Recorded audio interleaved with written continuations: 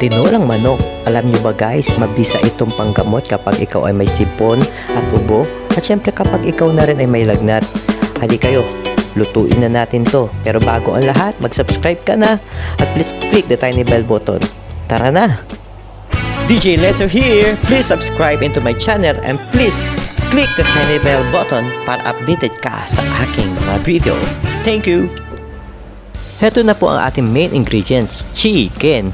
At syempre meron tayong gulay, sayote, pwede din papaya at pwede din dagdagan ng malunggay.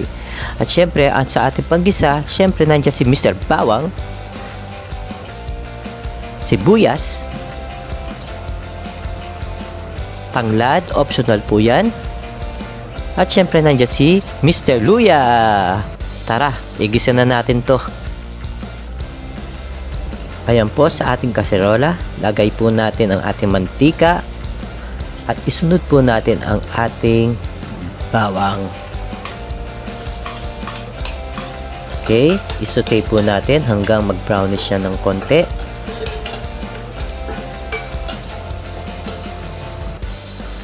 And then isunod po natin ang ating tanglad para po maglasa po siya. Ayan, ang bango niyan.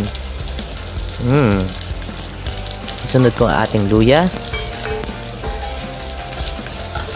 Ang sarap ng amoy, promise. Okay. And then after po nito, i-follow po natin ang ating chicken. Ayan, wait lang.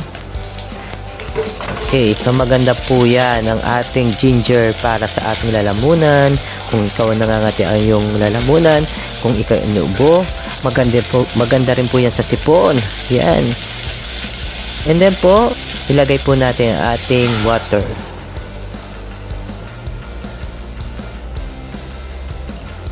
After po nito, maglagay po tayo ng asin.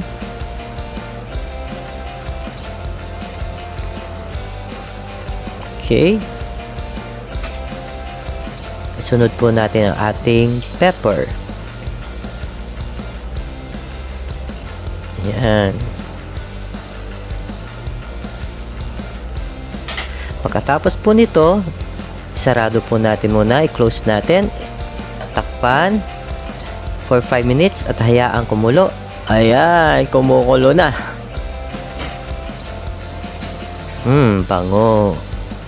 Sunod po natin ang ating sibuyas. Yung iba po, ginigisa po ang sibuyas. Pero kasi ako gusto ko po, nakakain ko po yung sibuyas na medyo half cook po siya. Kaya hinuhuli ko siya. And then, syempre po, isunod natin ang ating mga sayote. Gusto ko rin po, medyo malalaki po ang cut ng sayote. Ayoko po yung maliliit. Masarap kasi siyang nguyain. Yan po, napakadali lang po nito. Kayang-kaya nyong lutuin to, syempre. Lalo na sa ating mga nanay. Lalo na pag umuulan sa Pinas. Ayan, pampainit ng katawan. Pag nilalamig. Ayan po. So, pakuluin lang po natin to ng konti. Ayan po natin siyang kumulo. Takpan.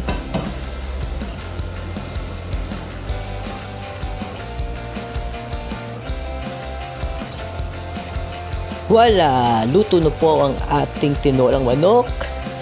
At masarap po itong pagsaluhan ng ating buong pamilya, lalo na sa mga bata. Sabaw pa lang, ulam na. Wow! Ang sarap nito guys, promise. Mapapadami ka ng kanin dito.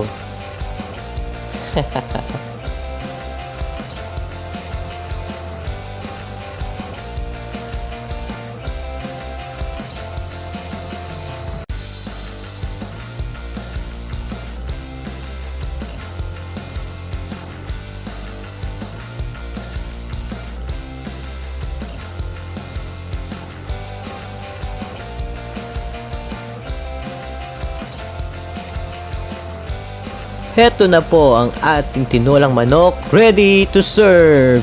Sana po nag-enjoy kayo sa ating munting lutuin for today. Maganda at masarap na po yung ihain sa ating buong pamilya, lalo na sa ating mga anak. Sabaw pa lang, ulam na at masustansya pa. Ayan po, kung nag-enjoy po kayo sa ating munting lutuin today, mag-comment below kayo. At kung may mga suggestion, comments, o request kayong gustong ipaluto sa amin yan, willing po natin gawin yan sa ating channel kung kaya din natin lutuin. Maraming salamat po. This is DJ Lesser nagsasabi, keep safe, stay home, at nawa ay pagpalain po tayo ng ating Lord lagi. Yan, maraming salamat po. God bless. Happy eating! Bye-bye!